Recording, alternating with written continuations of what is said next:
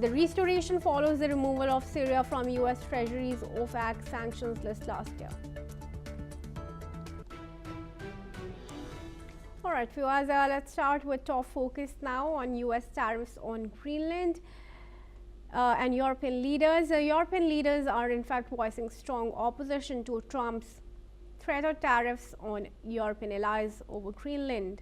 This comes as Trump announced a 10% tariff on goods from Denmark, Norway, Sweden, France, Germany, the Netherlands, Finland, and Great Britain, effective from February 1. France's President Emmanuel Macron has urged the European Union to activate its anti-coercion instrument, a powerful trade measure if Trump moves forward with his plan. Meanwhile, Italy's Prime Minister Giorgia Meloni called the tariff threat a mistake, adding that she directly told Trump her views. Let's listen in. Volevo dirvi che la previsione di un aumento dei dazi nei confronti di quelle nazioni che hanno scelto di contribuire alla sicurezza della Groenlandia, secondo me è un errore e ovviamente non la condivido.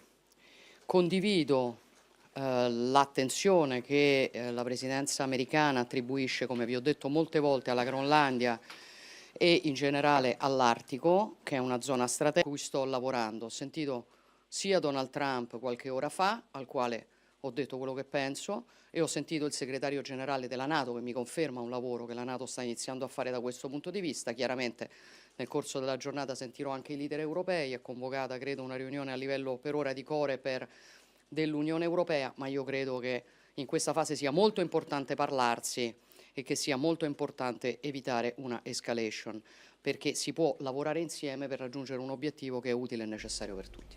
Meanwhile, Poland's Foreign Minister Sikorski also weighed in, emphasizing that tariffs can only target the European Union as a whole, not individual countries. United Kingdom's Culture Minister Lisa Nandy called the decision completely wrong, highlighting that working together on Arctic security is critical for Europe and the US. Trump has long insisted on full ownership of Greenland, citing its strategic importance and mineral resources. However, both Denmark and Greenland have made it clear that the island is not for sale, and the people of Greenland do not want to join the US. I welcome now Jayajit Bhattacharya, who's an economist and finance expert from New Delhi in this discussion. Thanks very much, Mr. Bhattacharya, for joining me. Firstly, if like Macron warns of the European Union invoking the anti-coercion instrument, what does that really mean for US? Well, let's look at the details of the anti-coercion instrument. It's as per Regulation 2023 by 2675 that gives the European Union tools to counter economic coercion by third countries. And the mechanism includes deterring them from using trade or investment measures to pressure the EU or its member states into changing sovereign policy. It's almost like terrorism in a manner, because terrorism, as definition in UN, pretty much says the same, that it should not force the sovereign policy from being changed. And that's what the anti-coercion instrument is. But, if you look at the details of it, it essentially goes into a couple of steps where it says, let's have a dialogue, let's have a conversation. And if everything else fails, then we will put some trade measures. However, in this particular case, the US is the larger economy. It's a $33 trillion economy, whereas the Europe is hardly $23 trillion economy. So it's trying to put trade responses against a much larger economy, and therefore it's, I think, quite questionable as to how effective the anti-coercion instrument will be in this particular case, and hence Europe needs to look at other mechanisms to safeguard what they believe is their interest. All right. I also want to discuss the statement that's come out from a Polish foreign minister, who says that the tariff should be imposed on European Union as a bloc and not on individual nations. How do you see that statement from Poland, and what's the background really that has invoked this? So, as has always been the case with big powers in the human history, is that they would not pick up a large bloc. They would try and divide and rule, which is what has happened through the colonial phase also. And that's what is getting repeated in this particular case. The 10% tariff that is being invoked by the Europe or invoked by US or threatened by US is essentially on only a few countries in Europe and not the entire EU. It's threatened on Denmark, Norway, Sweden, France, Germany, Netherlands, and so on. Finland, UK, but not the entire EU.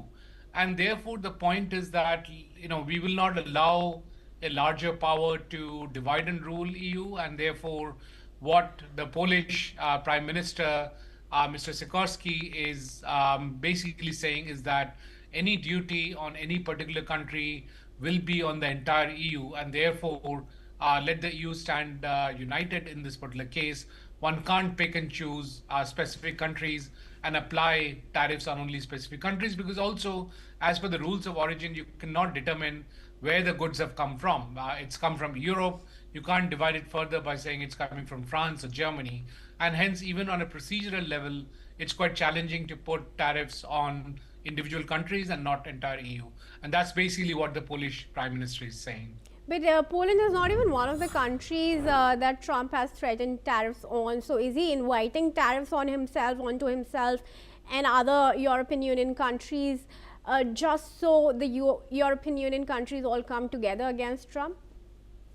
That it reminds me of when the Nazi Germany was picking on its neighboring countries one by one, and Poland was one of the first ones.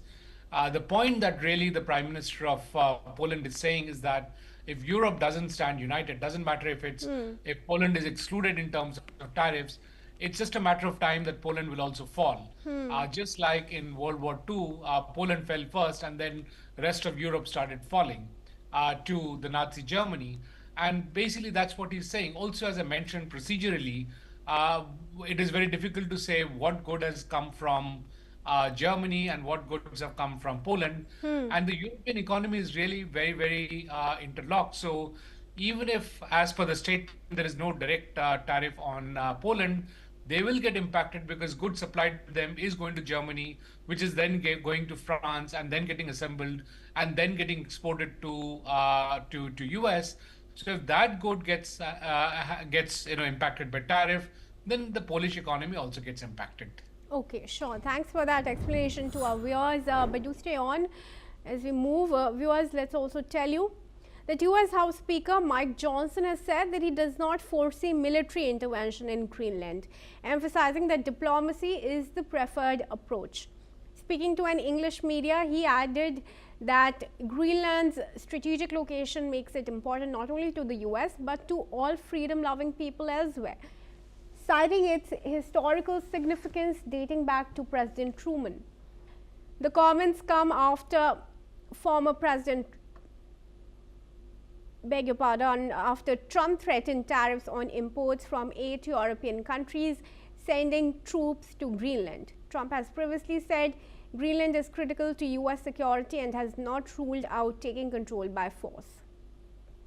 Request Mr. Bhattacharya to join me back in the discussion now. What do you think are the options that Trump is most likely to explore? Of course, tariffs is one, but other than that, to acquire Greenland as he so wishes without really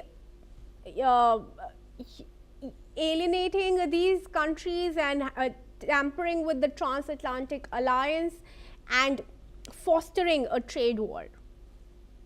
So I don't think it's that the Trump administration in the US is concerned about alienation of the Europeans or walking out of the transatlantic alliance per se, as per what we have seen of their policies, and therefore it's also quite complex to understand what does Mike Johnson mean when he says that freedom-loving countries would like to have Greenland enslaved. So it's a bit contradictory and difficult to understand in the geopolitical context, and also when he says that he does not foresee military intervention and prefers diplomacy.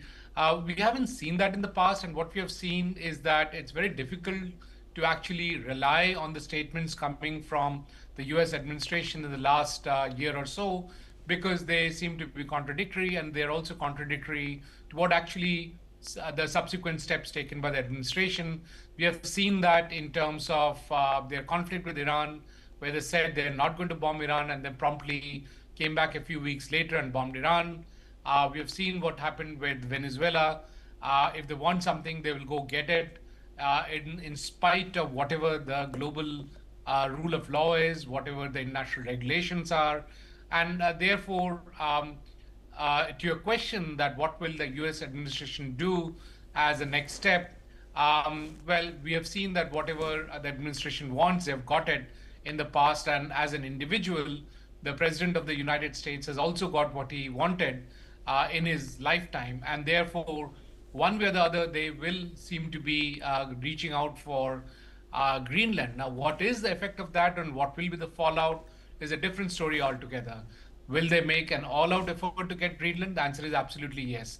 The rationale for getting it, which is that Greenland is strategically important and has got a lot of minerals, well, that holds true for half of the world.